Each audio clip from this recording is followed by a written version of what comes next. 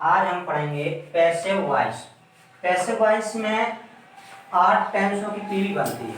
कितने टेंसों की?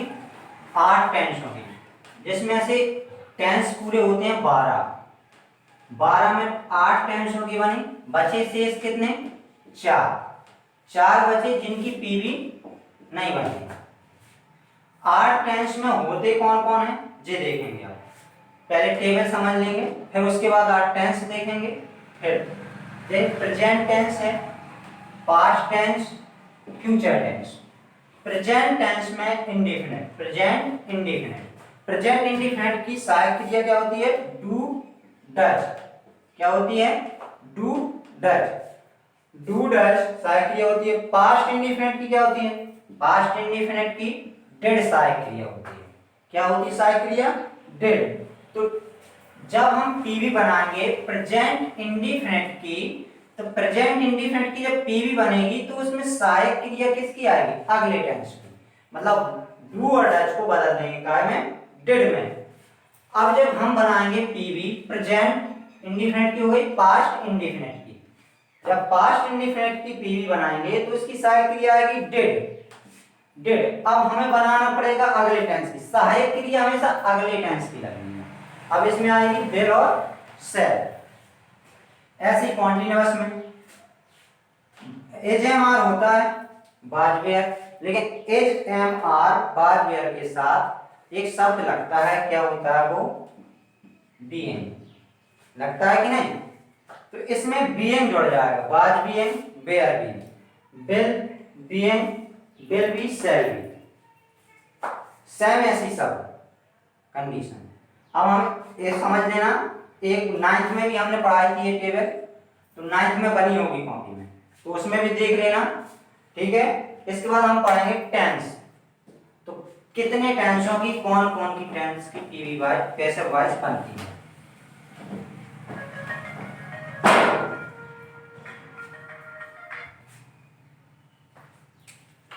Passive voice कितने टेंसों की बनती है? तो पैसिव वॉइस हमने बताया 8 टेंसों की बनती है। वो कौन कौन होते हैं? Present indefinite, present continuous, present perfect, present perfect. अब प्रेजेंट परफेक्ट कॉन्टिन्यूअस टेंस की पीवी नहीं बनती है। प्रेजेंट के 3 भाग हुए, इसकी बनती present continuous, present indefinite, present continuous, present perfect. Present perfect continuous की पैसिव वॉइस नहीं बनती। 3 यहां से प्रेजेंट के हो गए। अब 3 ही पास्ट के होते हैं। 3 पास्ट के होते हैं। पास्ट के 3, past indefinite, past continuous, past perfect, past perfect, और चौथा होता है past perfect continuous. Perfect continuous. इसमें भी पास्ट इंडेफिनिट की पैसिव वॉइस बनती है, पास्ट कॉन्टिन्यूअस की, पास्ट परफेक्ट की, और पास्ट परफेक्ट कॉन्टिन्यूअस की पैसिव वॉइस नहीं बनती। 3 जे हो गए। कितने हो गए? 6। कितने हो गए? 6। अब बचे 2। फ्यूचर टेंस में 2 टेंसों की पैसिव वॉइस बनती है। वो कौन कौन होती हैं? इसमें भी 4 ही भाग होती हैं, लेकिन पैसिव वॉइस सिर्फ 2 ही बनती है। इंडेफिनिट, कॉन्टिन्यूअस, परफेक्ट और perfect continuous. Indefinite, continuous, perfect और परफेक्ट कॉन्टिन्यूअस।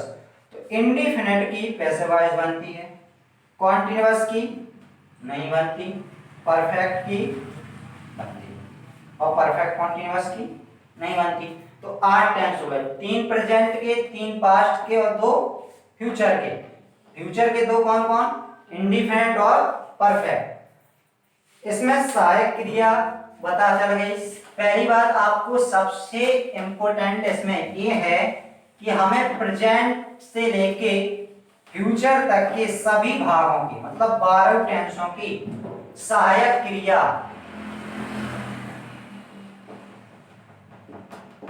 अर्थात हेल्पिंग एचबी, हेल्पिंग वर्ब याद होनी चाहिए। अब सभी टेंसों की हेल्पिंग वर्ब अभी हमने एक प्रकार से लिख दी थी, टेबल बनी थी उसमें सभी की 12 टेंसों की सहायक क्रिया लिखी थी। 12 टेंसों में हमें सबकी सहायक क्रिया बिल्कुल ओरल याद होनी चाहिए, मुंह खाता। कोई भी पूछे तो मैं पहले सहायक क्रिया याद होनी चाहिए। सहायक क्रिया के बाद दूसरी चीज इसमें होती है मुख्य क्रिया। मुख्य क्रिया, अब मुख्य क्रिया शॉर्ट में कहते हैं एमबी, मैन वर्ब। सहायक क्रिया बताया था अगले टेंस की, और मुख्य क्रिया हमेशा कौन सी आनी? थर्ड, सदैव थर्ड, चाहे वो परफेक्ट हो, चाहे इंडेफिनिट का हो, चाहे कॉन्टिन्यूअस का हो, चाहे किसी का भी हो, सहायक क्रिया हमेशा कौन सी आएगी? थर्ड की आएगी। ठीक, अब इसका एक नियम पर पूरे के पूरे टेंस खत्म होंगे, एक ही नियम पर। जैसे पहला नियम पहले पढ़ेंगे हम एक्टिव का, एक्टिव वॉइस का नियम। एक्टिव वॉइस का नियम अर्थात होता है कि जो टेंस पढ़े होते हैं 12, उनमें से कोई एक नियम, तो उनका एक नियम होता है पहले सब्जेक्ट, क्या होता है? सब्जेक्ट, फिर क्या होता है? एचबी, अब ये पता नहीं कौन सी एचबी किस टेंस का, फिर क्या आएगा? एमबी, अब ये भी पता नहीं है किस टेंस का आएगा, क्योंकि अब नियम है तो किसी टेंस का भी हो सकता है। इसके बाद ऑब्जेक्ट ओबीजे, फिर क्या आता है? ओडब्ल्यू ईटीसी, या इसी को कहते हैं ईटीसी, अन्य शब्द। ये चार चीजें होती हैं इसमें, मैन होती हैं इसमें से कि चार: सब्जेक्ट, एचबी, एमबी, ऑब्जेक्ट। हमें अब ये पता होना चाहिए कि हम सब्जेक्ट कैसे पहचानेंगे, हेल्पिंग वर्ब कैसे पहचानेंगे, मैन वर्ब कैसे पहचानेंगे, और ऑब्जेक्ट कैसे पहचानेंगे। तो 9th में भी बताया था, अभी भी देख लो। सब्जेक्ट को हम शॉर्ट में कह देते हैं, जो वाक्य में काम करता है वो कर्ता कहलाता है, वही सब्जेक्ट होता है। मतलब काम करे जो, तो क्या होगा? सब्जेक्ट। हेल्पिंग वर्ब जो इसके लिए प्रयोग की जाए वो सहायक क्रिया होती हैं, जैसे is, am, was, were, has, will, काफी होती हैं इतनी। मैन वर्ब मुख्य क्रिया, हिंदी में जब अर्थ निकालते हैं मुख्य क्रिया का तो उनके पीछे आता है ना शब्द। उनके पीछे क्या आता है? ना शब्द। जब उनका हिंदी में अर्थ निकालते हैं, और हिंदी में अर्थ निकालने पर ना शब्द, अब इंग्लिश में आएंगे बात, पैसिव वॉइस है तो इंग्लिश में आएंगे ना कि हिंदी में, तो कैसे पहचानेंगे? तो पहचानेंगे जब टेंस में हम सहायक क्रिया देखेंगे, जहां पर सहायक क्रिया होगी उसके तुरंत बाद ही, क्योंकि आपको एक्टिव वॉइस का टेंस आता है, पैसिव वॉइस का नहीं, हमें पैसिव वॉइस में बनाना पड़ता है। तो एक्टिव वॉइस का वाक्य आएगा तो उसमें हमें ढूंढना है सिर्फ एक चीज, सहायक क्रिया। यदि सिंपल है, यदि इंटरोगेटिव का है तो उसमें क्या आएगा? सब्जेक्ट। क्या आएगा? सब्जेक्ट आएगा, बाद में पहले सहायक क्रिया आ जाएगी। अर्थात हमें हमेशा देखना है हेल्पिंग वर्ब के बाद आपको मैन वर्ब दी जाएगी, हेल्पिंग वर्ब के बाद मैन वर्ब दी जाएगी। अब ऑब्जेक्ट भी एक तौर पे देखा जाए एक्टिव के तौर पे, तो इसी के तुरंत बाद ऑब्जेक्ट भी आता है, इसी के तुरंत बाद। हमें इसलिए टेंस आना बहुत जरूरी है, पीवी सीखना है तो टेंस आनी चाहिए। तो पीवी के लिए टेंस हमने बहुत पढ़ाए थे, 4 बार कम से कम पढ़ा चुके थे, 9th में, 8 में भी पढ़ाए थे। तो ऑब्जेक्ट का काम,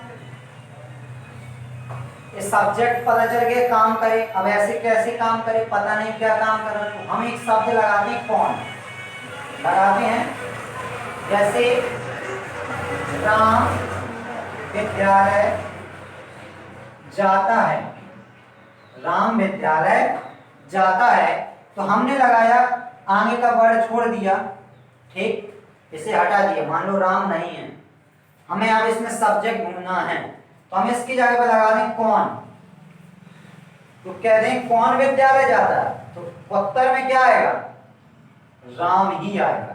तो हमें सब्जेक्ट ऐसे भी मिल जाता है। ठीक, सहायक क्रिया बताइए। अब मुख्य क्रिया में हमने बताया ना नी नहीं आता है, ना समझ लो कि ना आता है। सहायक क्रिया के तुरंत बाद दी जाती है। ऑब्जेक्ट में जिस पर कार्य किया जाए, जिस वस्तु पर कार्य किया जाए, जैसे विद्यालय जाता है, तो यहाँ ऑब्जेक्ट का काम कौन कर रहा है, विद्यालय कर रहा है। ऑब्जेक्ट का कार्य कौन कर रहा है, विद्यालय जी। लेकिन जब आगे जाएंगे आप तो विद्यालय कोई ऑब्जेक्ट नहीं मिलेगा, लेकिन यहां तो काम कर रहा है विद्यालय का, क्योंकि जिस सहायक क्रिया मुख्य क्रिया के बाद ही आए, तो हमें काम करने भी है इसके साथ। तो जो ऑब्जेक्ट हो गया जिस पर कार्य किया जाए। ठीक, अदरवर्ड इन चारों को छोड़ के जो वाक्य में बचा वो सब अदरवर्ड होता है। ठीक है, इतना आया समझ में।